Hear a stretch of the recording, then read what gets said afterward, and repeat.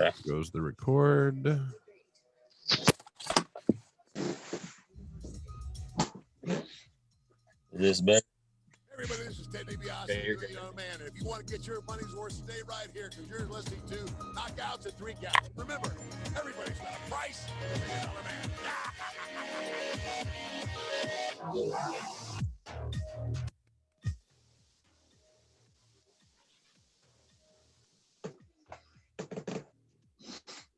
This is Don West here, and I'm telling you, Knockouts and 3 Counts is the podcast, baby. Make sure that's the one you check out, because buddy, like me, they're the real deal, baby.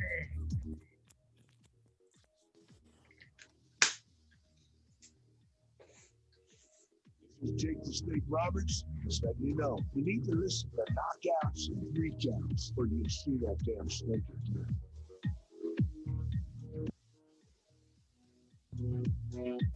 This is the Ring of Honor World Television Champion, a.k.a. Shane T, boy, the baddest champion you ever seen, boy. And you're listening to Knockouts and 3 Counts. What up, everybody? This is Kyle, and you are back watching Knockouts and 3 Counts. And I mean, damn, what a hell of a weekend. We had an action-packed weekend. You had Clash of Champions on the wrestling side from WWE. And on Saturday night, you had Israel Adesanya shut Paulo Costa the hell up. Man, what a weekend. We got a lot to talk about. And with his return to the show after last week, we figured we got to get his thoughts on at least what happened since we were talking about it last week. We've got the return of Mr. Chris James. What up, brother man? Let them know your social media and where they can find you. What's up, man? I'm Chris James. Just find me on Chris James on Facebook or James Christopher on Facebook. Other way, let's get it started. I'm happy to be back. Well, like I said, we're happy to have you back. Corey, you're getting to be on the regular over here. So let them know where to find you and all that good shit. So y'all should know what it is by now, huh? It's Fight Fan from the 313. Only thing I use is Twitter, as always. All right, Corey. So what are your thoughts on this weekend? We had quite the hell of a weekend. We're not going to quite go into UFC 253 yet, but I just want to know, do you think that it lived up to the hype? I do.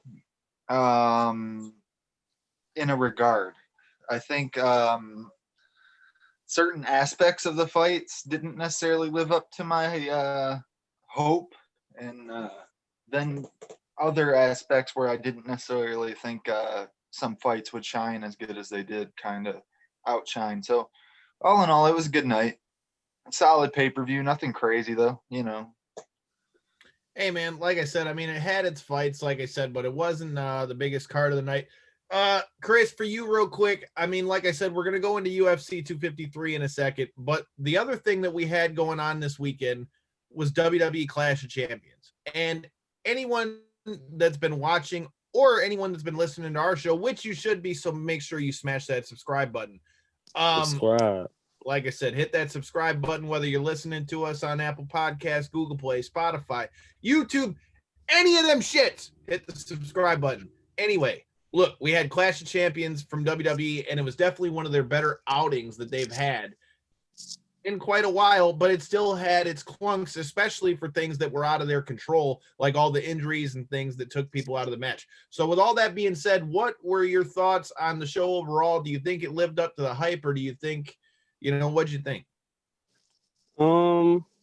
I like, actually, to be honest, Clash of Champions was my second favorite pay-per-view post WrestleMania. So my first favorite pay-per-view from WWE was Money in the Bank, and Clash of Champions was my second. I feel like it was good. And especially considering, like you said, considering the injuries, like they did their thing. The triple threat ladder match was insane. I didn't get to see the whole thing, but like from what I saw and what from my hearing, I can't wait to just experience the whole thing. My favorite part of the whole pay-per-view was Roman and Jey Uso. That storytelling was, man, it was something else, man. Like it gave, like, if you like just the parallels, like it gave you Rocky vibes, man. If he dies, he dies. Like that's what it gave you. That's the vibes they gave you. I don't know if it's gonna lead up to the family end up being a faction and just Roman just saying like, man, I'm the head of this table, so y'all gotta recognize and follow my lead. Or, it might end up to The Rock stepping in. You know, Rock said something about Roman, you know, complimented that match as well. So who knows? It might be leading up to the Rock and Roman at WrestleMania. But Garden Clash of Champions, I love that. That was my favorite match. And then let me go to the Orton and McIntyre match. I loved everything, like how everybody just came in, got they comeuppance on Orton. I actually thought Edge was going to return, to be honest. I thought Edge was going to return. So I like that. And then, you know, to follow up to, that. Hold on. You're jumping the gun. So we talked about, we talked about all these big things that happened. I would say that the three cornerstones of this show would probably be obviously the Roman match with Jey Uso. You got obviously the Orton match, which you alluded to, which we can start there first since that's where you were at. So the Orton match, they've been building this storyline for a while. They kind of played that off of the Edge storyline. I had to say, although it looked a little bit corny with the Big Show shit, I'm gonna be honest, that looked a little corny, but they did good storytelling in it though, right? Because leading up to the match, Randy Orton being the quote unquote legend killer, dude was taking people out left and right, and it really finally came back to bite him in the ass. First with Big Show grabbing him by the ankle and choke slamming him through the table. Then, Christian's beating the shit out of him in the backstage. So then you have HBK giving him the old super kick and then throwing him off the ambulance. But can we talk for a minute about, look, I get it. I'm not asking you to not protect people, but this is the WWE we're talking about. How the fuck are you going to have the table so damn close that I can hear him going through the tables? Like, come on, man. If you're really supposed to get me to believe that old boy got kicked off the damn ambulance, how the fuck is there going to be a table there for him to fall through? That shit wasn't there 2 minutes ago. Okay? Come on, man. Oh, my God, man. Come on, man. Am I wrong? I understand, but then, like I said, we just nitpicking, man. I know, but I'm just saying, little shit like that is the stuff that gets me. Don't get it twisted. I say the same shit with AEW, too. We just got through saying that when we were talking about the stuff that happened last week. Yep. So, don't get it twisted. I am an equal opportunity shit talker. All right. So, all right. With that being said, we talked about Randy Orton. Overall, did you like the match? I liked it. It was pretty decent to me. I liked it. I just like the storytelling of it, and just like Randy Orton just been killing it all year, man. Like overall wrestling wise, like in my opinion, just Raw. I don't look like Raw. Just not Raw hitting for me. But if I'm watching Raw, it's gonna be for Randy Orton for sure. So I feel like, yeah. I feel like that's a name I haven't heard in a long time on the wrestling end. That was like at the very tail end of when like I felt like I, lost my interest when I was younger. I remember Randy Orton was like the up and comer. Randy Orton, man, that guy is like a 14-time champ now, for sure. Going to be a Hall of Famer for sure. For sure. He's one of those guys, Corey, like you said, you were watching back then.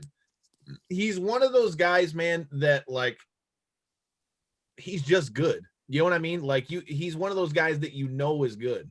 Like his instincts. Well, he fits the criteria very well with the being bodied up the way he is. He plays his characters very well. He always has, or at least from what I've got that pedigree from his family being all rooted in the business, Like he's a third generation guy. I didn't know that. Randy Orton just sticks to what he does and he excels at it, and just look, and just he has his injury history. Like he don't have no significant injuries. He has longevity as well.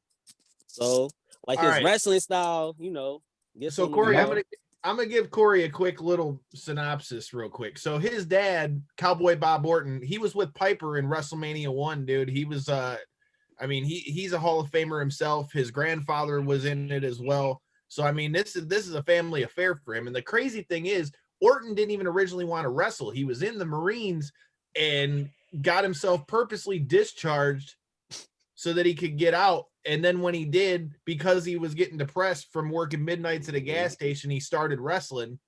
Like, it wasn't even like a, it wasn't even like a thing, but it's crazy, dude. You listen to people talk, like you said, he fits the bill. I was just listening to Bully Ray on Busted Open Radio this morning, and he was talking about, he said, and it's been always kind of said really since Randy first came in to the WWE, man, like, if you were going to build what a wrestler should be, right, from the look to the size to the brains to the all that, it would be Randy Orton. He's got the full package. I heard that so many times from everyone, wrestling fans to former wrestlers to current wrestlers. You exactly right, Kyle. Like, literally. All right, so we've done blown enough smoke up Randy Orton's ass. All right, let's talk about the thing that everybody's really well, hold on 1 minute. Since we're talking about crazy stuff and stereotypical stuff, how about that ladder match, bro? We can't get out of Clash of Champions. So there was the triple intercontinental title match between Jeff Hardy, AJ Styles, and Sami Zayn, come on, the guy who won the damn match, man, and I can't even spit his name out. The official and original Intercontinental Champion. Like, he never lost his title, so don't disrespect Sami Zayn, Kyle. Don't do that, man. Hey, excuse me. Hear ye. Show respect to the champ. I hear you.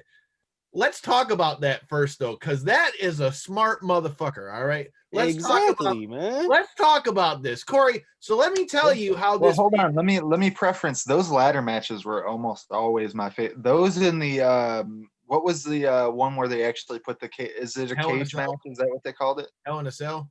Yeah. Those That's two coming up next month, Corey. You got to come through and watch it with us, bro. I was at Hell in a Cell when it was here. Man. Those ladder matches. Oh, when yeah. You would see somebody with Shane just work their way. The slowest climb up a ladder I've ever seen. I do construction every day. They climb up the ladder so slow, but you just see them. They're working for it.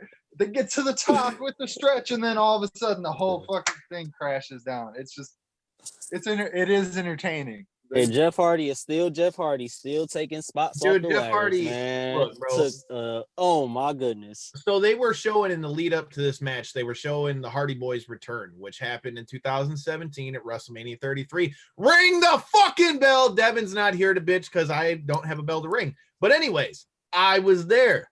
That actually was the WrestleMania that I went to that was the spawn of this show. Devin had me on All Steak No Sizzle after I came back from Orlando.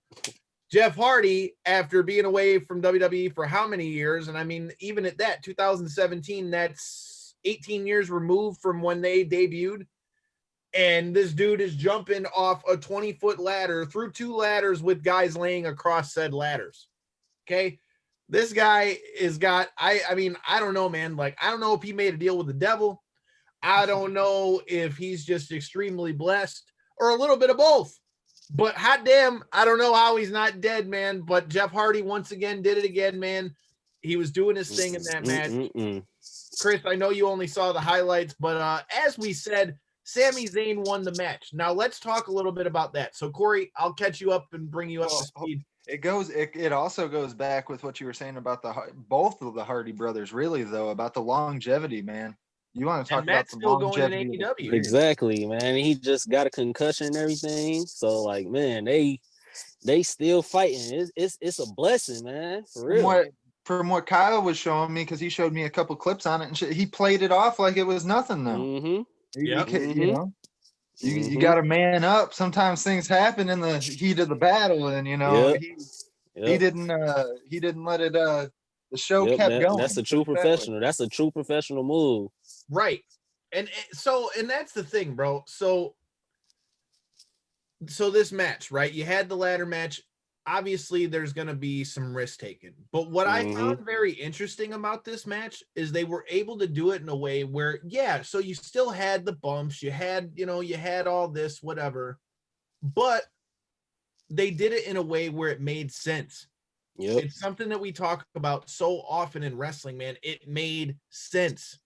Like the bumps that were taken, they were legitimately going for the belt, or yeah, I made him take a bump, but it was to take both guys out at the same time. You know what I mean? Like doing things where it makes sense. Like if I were really in a fight, bro, I would do this. So anyway, my point behind what I'm saying. So the way he won the match, Sami Zayn pulled out not one, but 2 pairs of handcuffs and decided he handcuffed AJ Styles to the ropes and then handcuffed Jeff Hardy to the other ladder so neither one of them could do anything, and they had to sit there and watch him climb up the ladder and take both belts. Also, take into account, Corey, this guy's been gone for the last 6 months because of COVID as well. So he just comes back after 6 months, says, bitch, I'm still the champ, and then beats 2 of the best guys on the roster. I'd say that's quite the return. I'll say, let's talk about how he handcuffed him, though. Let's talk about it. He handcuffed Jeff Hardy. He handcuffed Jeff Hardy's earlobe to.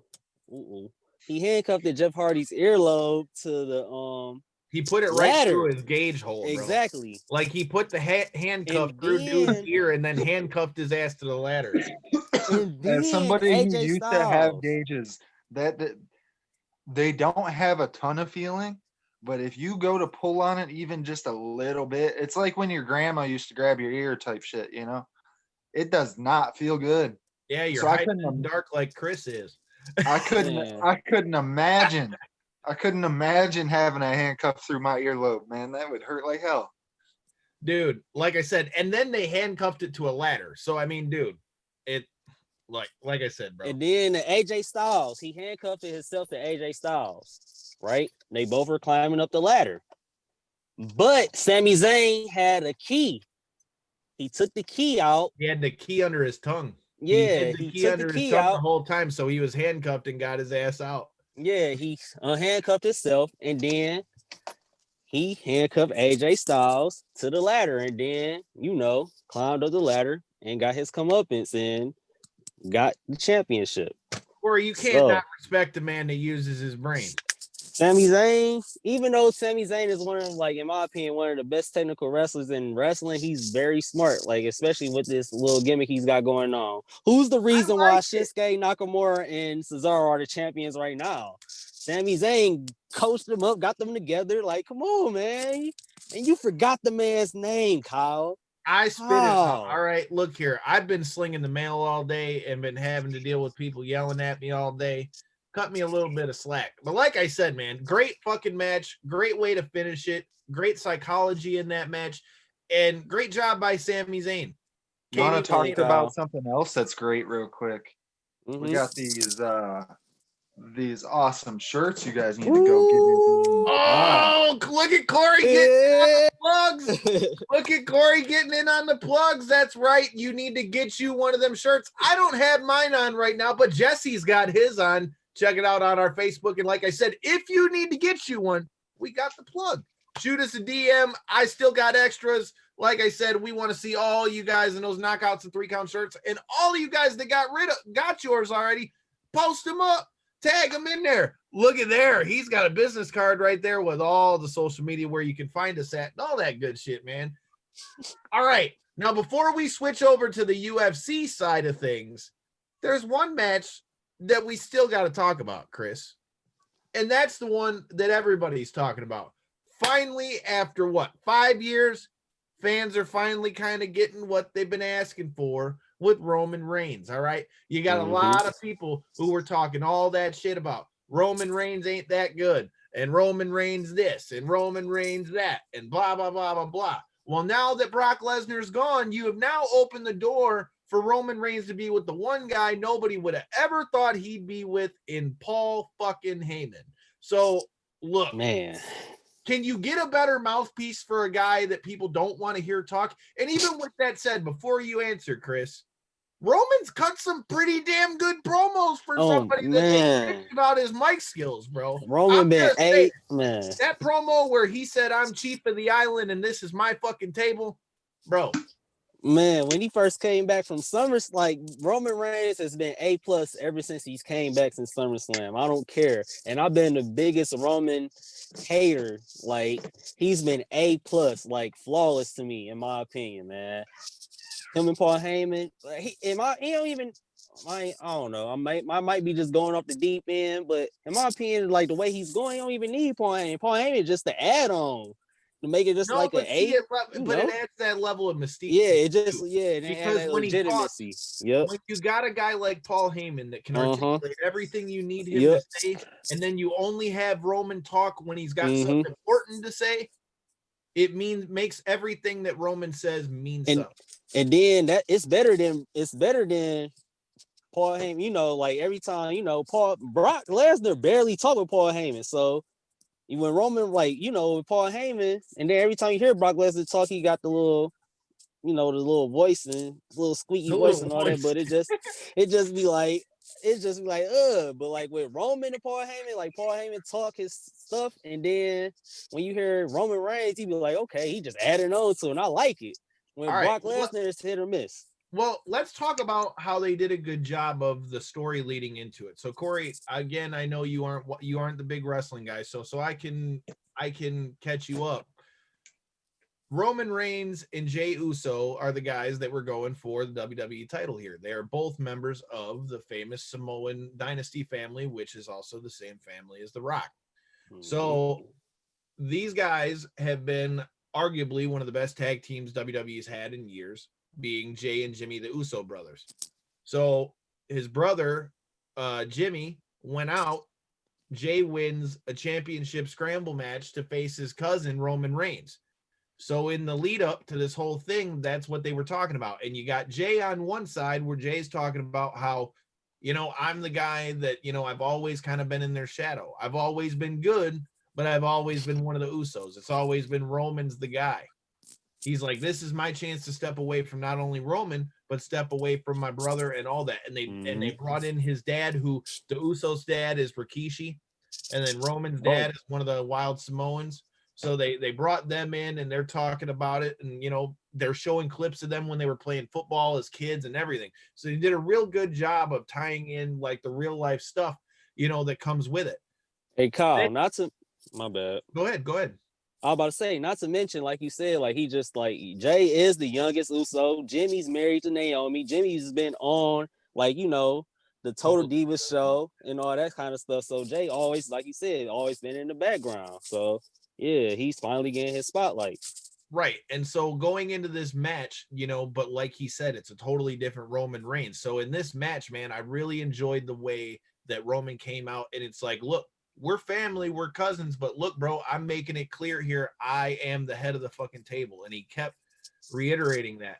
I think it was a little corny that they had the winner get laid, but I mean, hey, but as far as the match, man, Roman beat the shit out of Jey Uso, man. But like, Jay had his spots. Jay showed that he had that dog in that fight, but I feel like they did a really good job, especially in the finish, the way they were able to kind of really drive home. Look, bro, you can fight, but there's levels to this shit. Like, Roman got on top of him, Corey, and he's got him in full mount, just laying down on him, picks his head up, points it towards the camera, and he said, say it. He goes, I'm going to keep beating you until you tell everybody I'm at the head of the table, and just proceeded to pound the shit out of him until his brother Jimmy comes out with a towel and eventually throws it in, all the while Jay's reaching out, begging him not to throw the towel in. Great storytelling, bro. Yeah. Great storytelling. See, that's the shit that's missing from wrestling. For me, man, it was good. It was great.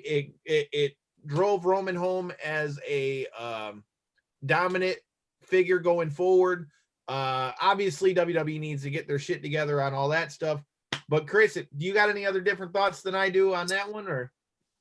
Just gave me Ivan Drago versus Apollo Creed vibes. Like, man, that's sure, how bad. Bro. That's how bad Roman did Jey Uso. Like, that was top tier storytelling, man.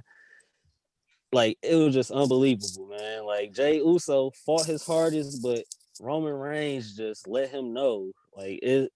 And it's then just after the end of the match, like you know, Jey Uso came out with the little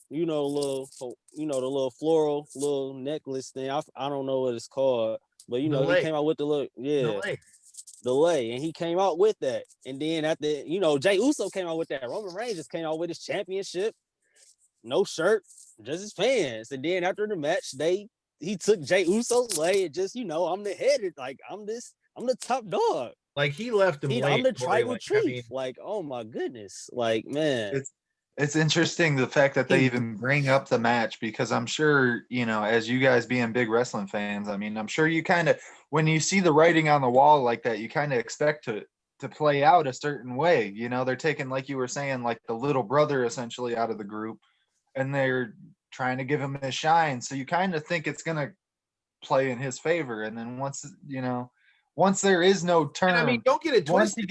Once he gets his ass kicked for 5 minutes, 10 minutes, and there's no bend, you're like, oh, is this really how is this really how they're about to do him?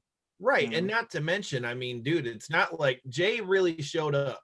Like I said, I feel like this was the perfect chance for him to really show, like, look, yeah, I'm a tag team guy, but don't get it twisted. I can go regardless the situation. Yep. I feel like this is gonna lead up to him just even being like, how the New Day is with Kofi. Like this, I feel like this is gonna lead to Jay getting opportunities in the mid card and all that beyond just tag team. So I feel like this was a good opportunity for Jay to just showcase what he has as a single competitor, and it's gonna lead up to something bigger or just even better feuds as a single competitor. Well, do you think that this is gonna cause a rift in between the Usos now? That's what I was saying. I feel like it's gonna probably end up leading to two things. Either they're gonna have the faction with Roman Reigns, or Jimmy and Jay just feuding because Jay didn't want to quit and Jimmy just, did what he had to do for his brother, just in protection of his brother. But we'll have to see. I feel like SmackDown, regardless, gonna make something, gonna make it good regardless. And last but not least, before we get off the wrestling, okay, we saw Raw. Obviously, SmackDown's got to come still, so we don't know what's going to come out of the Roman Reigns thing. But one thing that we do know that they keep trying to further on, or whatever you want to call it, is the storyline between Mysterio and Rollins, with now the injection of his daughter Aaliyah. Now, I appreciate you trying to be different, but I feel like the more they're trying to drag this shit out, like I thought when you kept it between the three of Ray and Seth and Dominic, it was one thing. But now it's like, I appreciate the new wrinkle, but it just kind of seems fumbly. What do you think? I agree, man. Like, I don't know what they are doing, like regarding this. Like, I don't know what it's going to lead up to. I can understand they're trying to do something different, but beyond the Eddie and Rey Mysterio stuff, like back in the day. But like, this is it's just. I feel like Seth Rollins. I feel like it should have just been over him. Dominic and Ray should be on some bigger and better things, and I feel like Seth Rollins and Murphy should be on their feud right now, but it's still it's just dragging it on. And it's just but let me ask you this. I don't understand.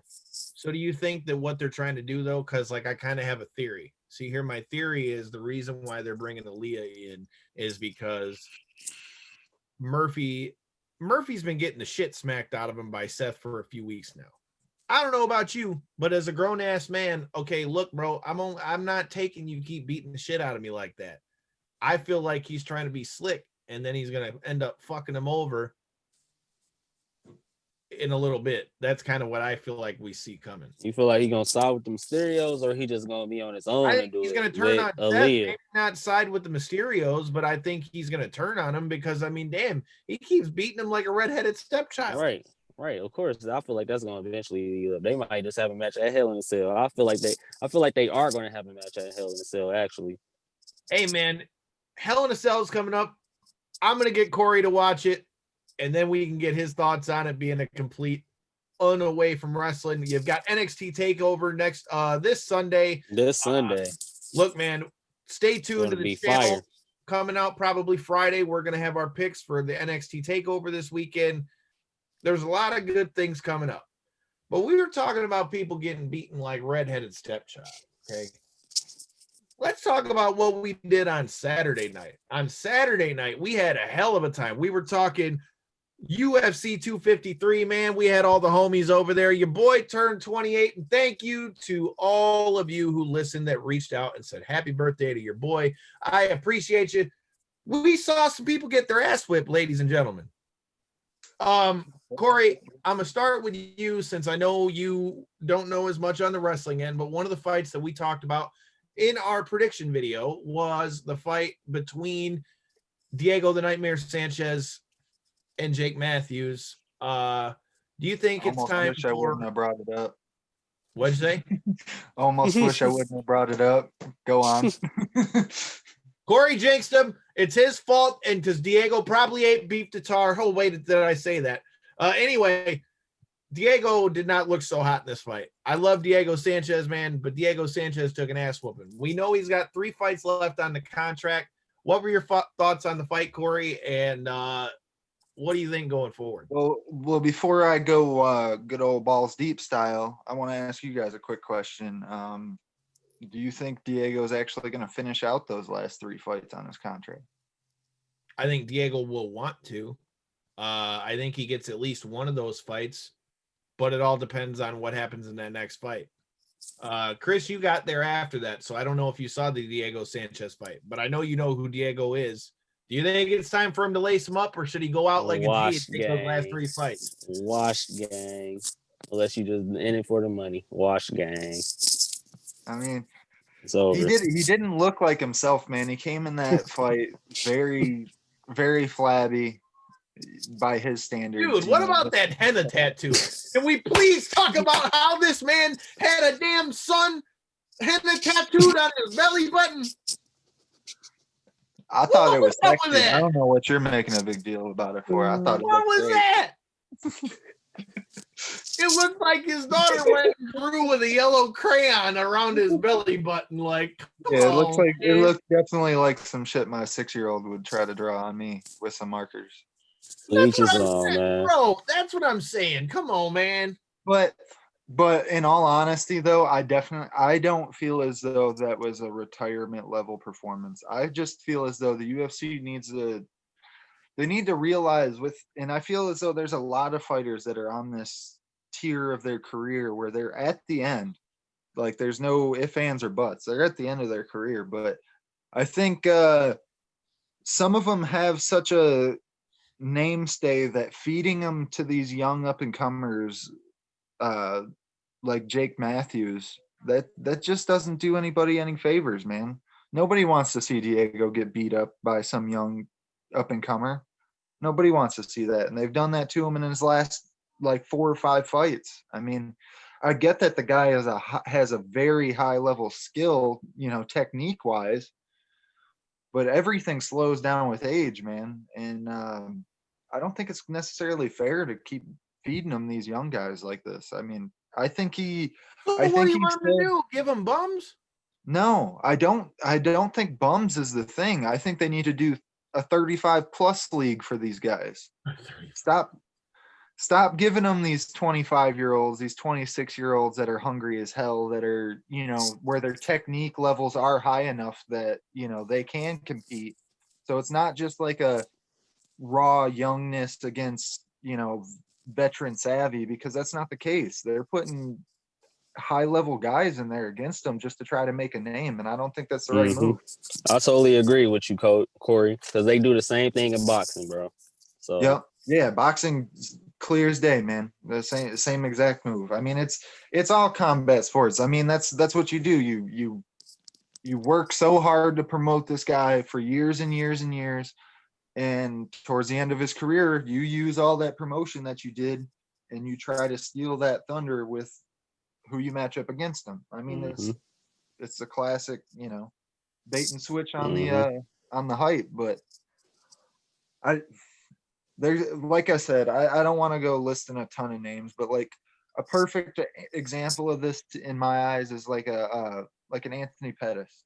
I think Pettis he still has some very good fights. He still puts on every time that he shows up. But I don't think feeding them these young guys and these title challengers is the move. I just don't. Well, but then what do you do, though, on the flip side of that, though? Because you can't have a guy like that fighting bums. And it's not like he loses to all these guys either. No, I completely agree. And that's where I say like not an MMA seniors league, not Bellator style, because they'd be pushing it into the 50s. I'm joking when I say senior. I mean 35 plus. I mean Anthony Pettis is what, 36, 37? He's definitely at the tail end of his career, 100%. I agree with that. I'm not saying he's not on the tail end of his career, but I mean, it's not like it's time to put my man out of the pasture yet. I'm just saying. No, and that's why I say I think they need to do I think some of the matchmaking they do on these guys just makes me scratch my head a little bit. That's all. All right. Well, let's talk about the matchmaking that happened that didn't make us scratch our heads. All right. We were kind of half right on our picks. I mean, Yeah. we picked Izzy to win, but we both picked Reyes to win, and damn. I did too.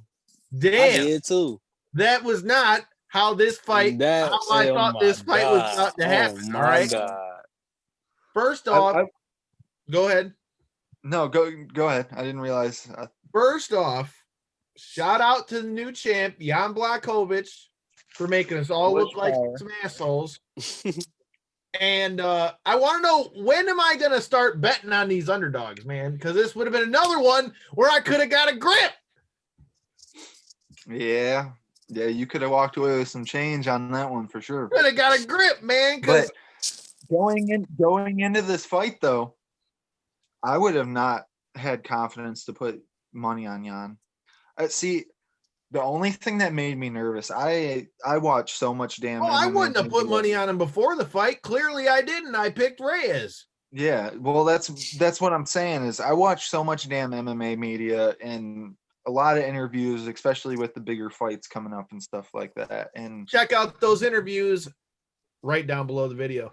One thing that Dominic Reyes kept mentioning in every single interview he did the whole way leading up to this thing is how short of a camp it was. He was building himself an excuse in the fact that both fighters had the same short camp.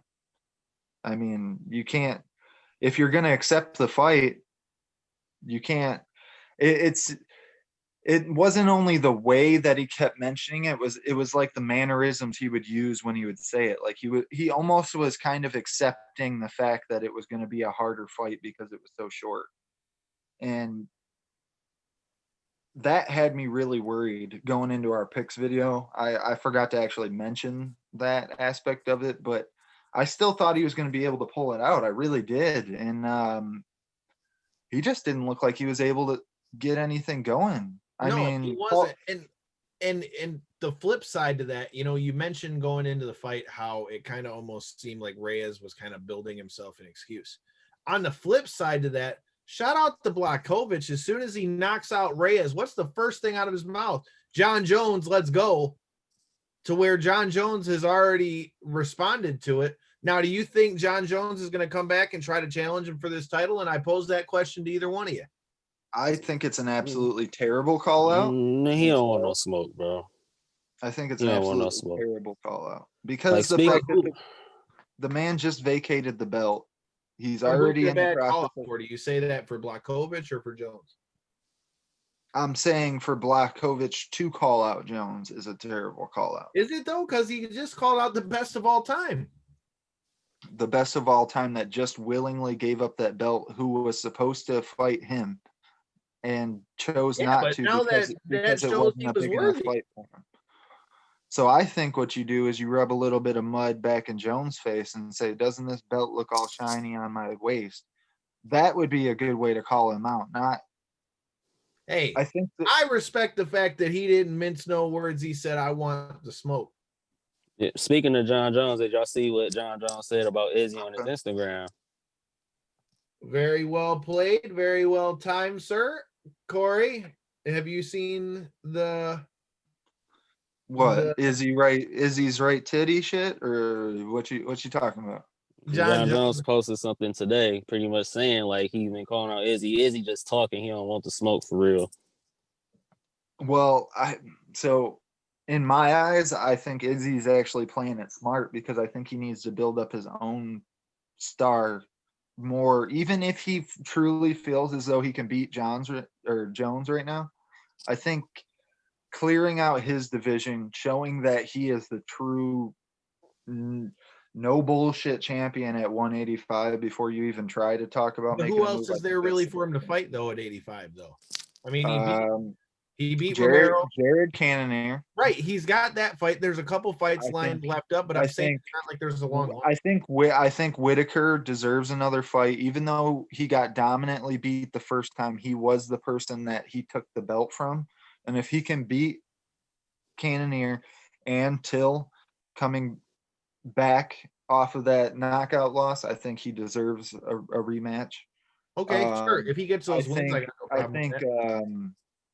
what's it? Why can't I think of his name? Jack Hermanson. I think Jack Hermanson, if he gets the win over Till, I think he's deserving as well. I think there's still a couple people in his division. I think no, that's what I'm saying. I mean, I'm not saying right away, but I'm saying it's not like there's a line of fights left for him. Yeah, I think in my eyes, maybe two more years. If he does 2 fights a year, possibly 3, but the average when you're a belt holder is 2. If he does 2 fights a year, that'll be 4 more contenders out of the way, and I think at that point, that's what 5. That'll be 6 or 7 defenses, and at that case, there's no argument, at least in the modern era after Anderson, that he would be the best. And then it would even be arguable with him and Anderson whether or not he's the best. Like I said, I have no problem with that one. I like Blachowicz at 205. I mean, I feel like there's still obviously a lot of matchups for him there. As far as Izzy and Jones, I mean, it's a fight I'd like to see, but I was just talking about this with one of my coworkers earlier. So here's my problem with that matchup for Izzy. John Jones and Israel Adesanya are both very crafty strikers. They're both very creative. They both have a lot of movement. They have a lot of shots that come from a lot of different angles. That I feel like could be, could kind of cancel each other out a little bit. And I feel like what would end up making the difference in that fight is the fact that on the ground, John Jones will be a much better wrestler. Not to mention, you have to remember, John Jones was cutting down to make 205 and is a decent size if he's going up to heavyweight. So him fighting against a guy who is an 85-pound champ, again, like Corey, like you and I were talking about, or it was you and I were talking about it when we did our picks video. The size along, like the skill level is already there with both guys, but the skill level along with the size to hold you there, man, that's a difference. That's dangerous. Especially like you said, when you talk about the fact that they're striking, not only they're 2-hand striking, but they're 4-point, really 8-point striking, especially in Jones's case, because he uses knees and elbows very well. But their 8-point striking is very similar. Their knees, their elbows, their fists, their kicks, they're very similar across the board. So that's where I agree with you 100%. I think if there's anything that really separates the two, it's the fact that Jones was able to take fucking DC down. I mean, right, and that's my point. So you think he's not going to be able to get to Izzy? Because Izzy's not going to throw all that crazy shit like he does against everybody else, because Jones can throw that crazy shit too. Jones told him he's not about to kickbox on him. He said, I will literally rip your arm off. Well, why would you? I mean, if you want to talk about biggest advantage in the fight, Jones has got the big advantage with his ground game. I feel like their striking could pretty much cancel each other out, other than the fact that Jones will have more power, I would imagine. All right, let's get... hold on, real quick. While we're still on the topic of Izzy, not to cut you off, but I want to get your guys' opinion, because I've been seeing a lot of opinions all over Twitter about it. What do you guys think about Izzy's antics, pre-fight, post-fight, in the octagon when he fucking humped Costa? I mean, there was a little bit going on in that fight, huh? I feel like Kyle's I feel like we was about to lead up to that too. All right, so we were talking about this a little bit before we went on the air. So first of all, do I think some of the stuff Izzy did maybe people could have said was too much or something? Okay, sure. Okay, you could say that. But at the same time, Costa was talking a blue streak of shit between him and his coach, talking about skinny man this and skinny man that, and you could just get the title ready right now and all this other shit. I mean, you talked all that shit, bro. You know the old saying, to be the man, you got to beat the man. Who said that? Woo! Ric Flair. Anyways, listen to the Nate. You got to beat the man. And Costa did all that shit talking, and what happened? Got that ass whooped. A whole lot of nothing is what happened. He got that ass whooped. He couldn't get a damn thing going. And is that nerves because it's his first title fight? Is that nerves because he knows what Israel can do to him? That's Israel's skill, bro. That ain't got nothing That's to do. that was going to be my third option here. Was that Israel actually? That's Israel implementing his game, because the number one thing that he said going into that fight that he said would be the difference was that I will pick my shots better. And what did I say in the pre-fight video? Again, check it out down there. If you don't believe me, there's video proof. I agree with you. He picked his shots entirely way better, but not only did he pick his shots, Costa didn't throw any shots. Well, right. But I don't think that was through a matter of scared. I think every time Costa went to drive in, though, you got to remember how many leg kicks did he eat? A lot. His leg was tore up. Yeah, so we talked about that. He was welcoming them. He kept trying to tap his leg, saying, "Go ahead, keep kicking." I mean, I thought that was a fucking terrible idea, but right, and that's my point, though. So every time he would go to explode in, Izzy's circling out and kicking the shit out of his leg. So I mean, Izzy played the perfect game plan, laid him out. I don't know what's going to be the next fight for Izzy here, but I do know Costa, for one, he could say he wants an immediate rematch. He could say he wants this. He could say he wants that. Homie, you better win you a few fights before you even think about coming to. Not off no performance like that. You ain't getting no rematch off that. Was terrible, man. Did you guys hear that they told Joanna that she's not getting the rematch after that fight of the year last year? So if you put on a fight like that and you can't get a rematch with the champ, you think you're going to get a rematch when you didn't even throw coming the off 5 like punches? What was Joanna coming off before that fight, though? Because I feel like she had the Weili Zhang fight, the fight. No, I know that, but I'm saying before that, though, wasn't she coming off some losses? No, she was coming off a couple wins into the title fight, and she lost to her last fight. I think before the title fight might have been Shevchenko. I might be wrong, but I think that might have been. No, because I think she kicked somebody else's ass to get back into like the 115. That's why. Yeah, I mean that makes sense.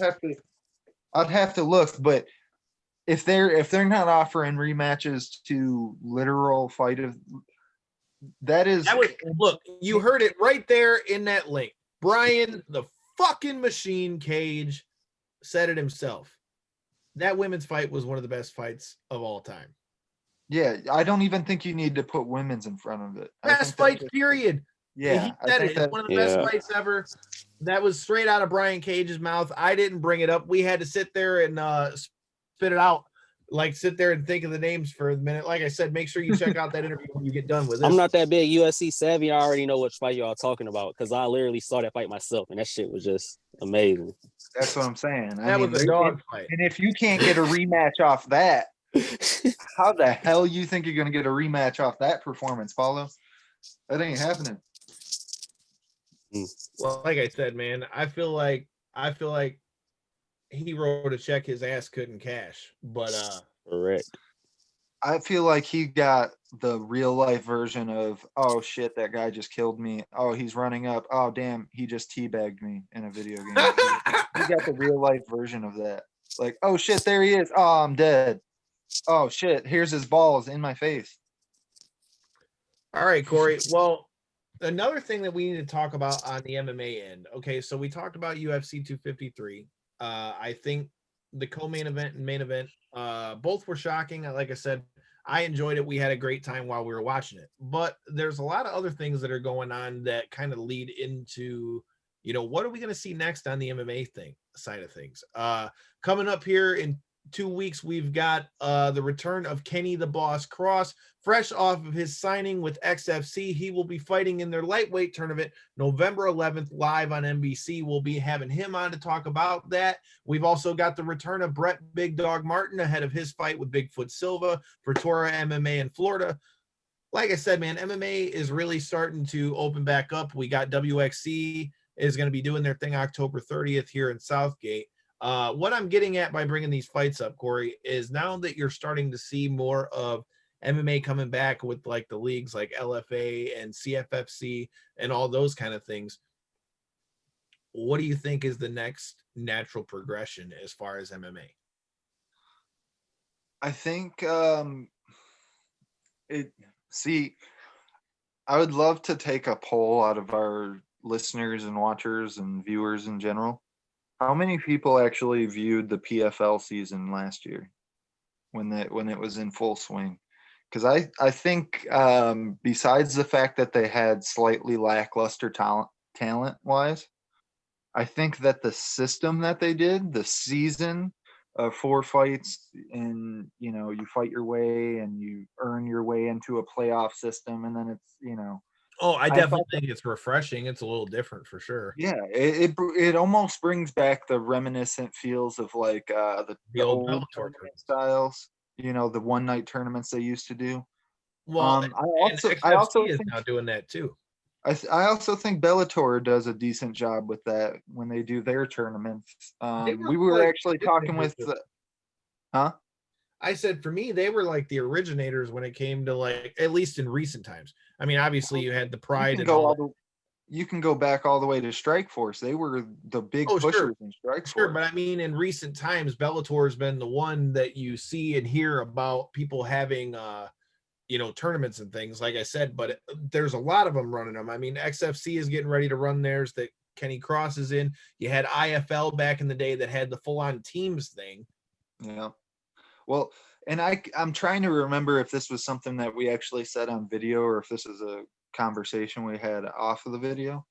But I think a lot of this progression that we're seeing really boils down to Dana White jumping the gun and getting everything back moving as fast as he could.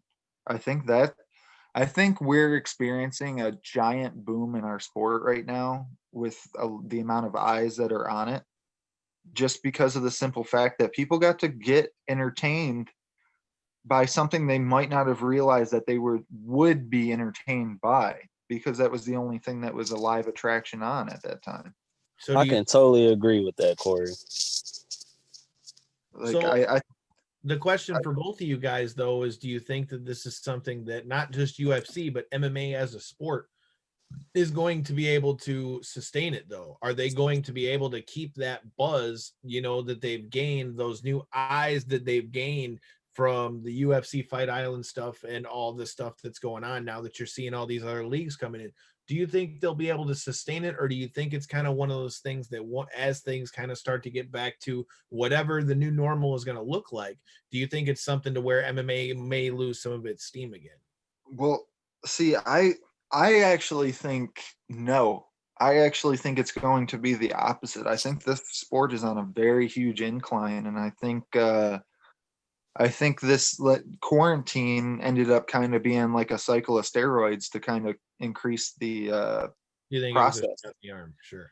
Yeah, because you were just saying, XFC, correct, for Kenny Cross, they're moving to NBC, another giant network who never showed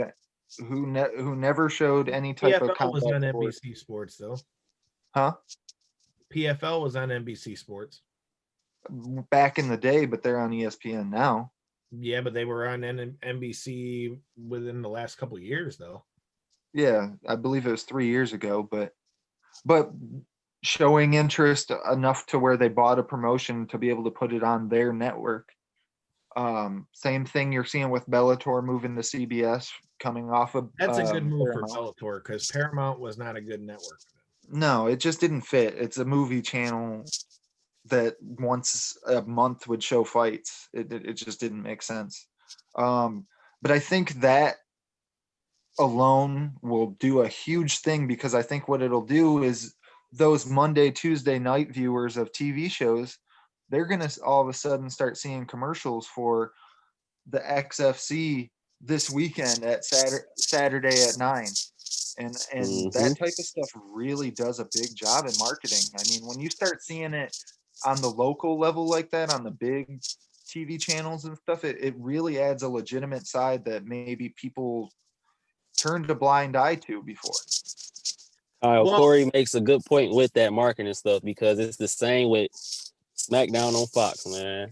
I'm telling you. So Corey brings up excellent points with where I'm at. I think it's gonna be on the boom as well. Like I think UFC and MMA as in general, post quarantine is gonna be on the uprise.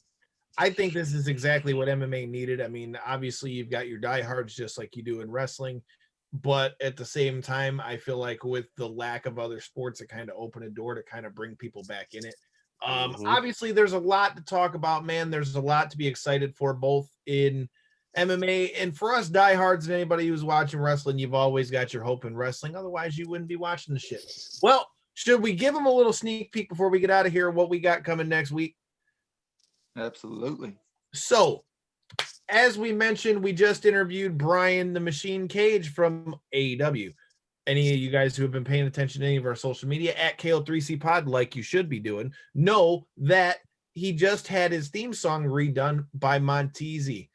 He is the co-host of the Swerve City podcast with Isaiah Swerve Scott from WWE NXT. We're going to be bringing him on next Tuesday. We're going to talk about what goes into making these themes for these guys. What kind of things are they asking for in these songs? What it's like to work with AEW while still working with WWE and being able to work with New Japan and everything else, and get his thoughts on what's going on in the wide world of wrestling.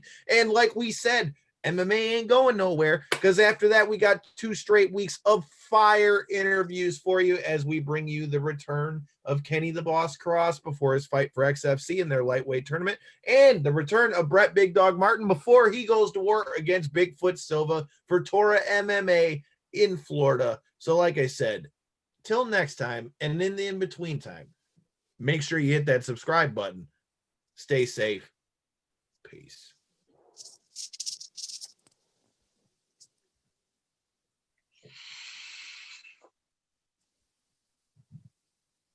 We good, Dave? I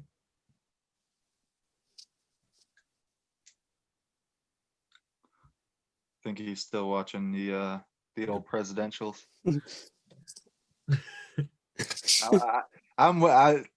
We went head to head with it. I know I'm gonna be watching it as soon as I get off here myself. So I apologize, but I appreciate you guys. You good? man, hey, Enjoy myself. you add an extra touch to the show, man. That's something I can't do. So we need you here just as much as you enjoy coming on, man. We appreciate it. Trust us.